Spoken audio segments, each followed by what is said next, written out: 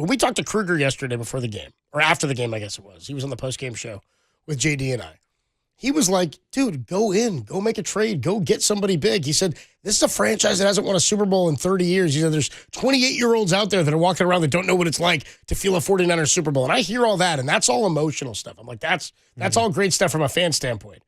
But from a team standpoint, you also go, we've gotten close a few times.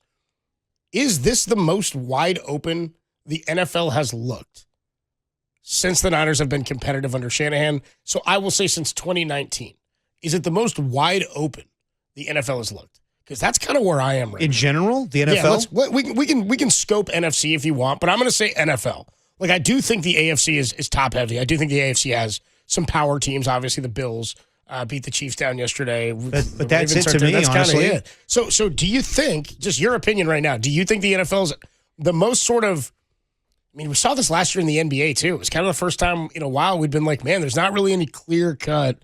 We knew OKC was like the runaway team in the West, but there wasn't like a clear-cut, they're absolutely going to win it all because we hadn't seen them do it yet. Right? I mean, in comparison with the Niners. I guess what I'm saying right now also is that like any of the teams that we consider, if the Bills are the absolute team to go beat, we still haven't seen them win one, so it's like it's less believable. You know what I mean? Yeah, but I mean, they've gotten close before with the AFC Championship games. But I hear you. Yes, you got to see it to believe it. Yes, like it's not tangible to us yet. As far as like teams that could win it in the AFC, I think it's only two at this point. I think it's the Bills and the Chiefs. That's it. My point is like it's the most wide open. Like we knew when the Warriors were playing for 73 wins or whatever, they're the team to beat. Like you can look at the NBA every year and be like, it's those two teams. Yeah, they're gonna win it. They're gonna. And the last few years, it hasn't really been that way. Feels to me like the NFC is way more sort of amorphous than we're used to seeing it. It's way bigger of a hodgepodge. This team beats this team, beats this team, beats this team, beats that team. Like, and I mean, injuries always play a factor. But like, I don't have any problem saying there's top teams in each conference. I have no problem saying the Eagles are the top team in the NFC. That said, they did lose to the Giants like 3 weeks ago, and they came back and they beat the Giants. They're the team that stumbled the least, but I also think they're a team that is not. I don't know that like if they go down big, that they're going to be able to mount a comeback. I would say that the Eagles are definitely the number one team in the NFC right now. But I don't believe that they play an unbeatable brand of football. No, of course not.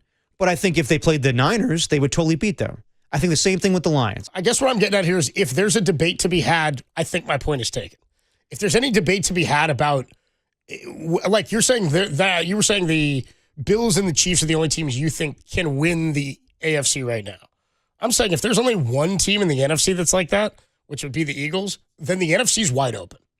They're not dominating the NFC as much. No, but I think there's more competitive teams. I'm not saying there's not more competitive. I'm saying just saying there's competitive teams to me means it's open. The Niners are a competitive team. They're one of them.